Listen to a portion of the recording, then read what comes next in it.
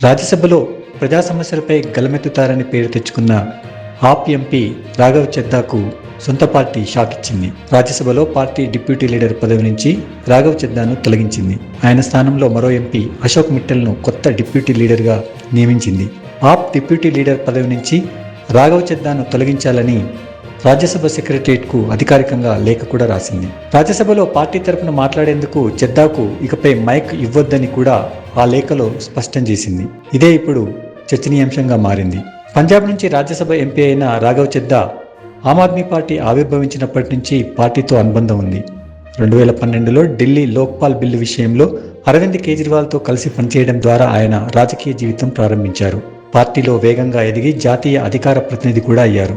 2015లో ఢిల్లీ ఎన్నికల్లో ఆప్ గెలిచిన తర్వాత పార్టీలో అతి చిన్న వయస్కుడైన కోశాధికారి అయ్యారు. రాజ్యసభలో కీలక ప్రజా సమ్మెలను లేవనెత్తి రాఘవ్ చెద్దా తరచుగా వార్తల్లో నిలిచారు. గత నెలలో సర్పంచ్ పతి, పంచాయత్ పతి విధానంపై ఆందోళన వ్యక్తం చేశారు. ఈ పద్ధతిలో రిజర్వ్ చేయబడిన పంచాయతీ స్థానాలకు ఎన్నికైన మహిళలు తరచుగా నామమాత్రపు అధిపతులుగా మిగిలిపోతుండగా నిజమైన అధికారాన్ని భర్తలు, తండ్రులు, వారి బంధువులు చెలాయిస్తున్నారని చెద్దా గలమెత్తారు.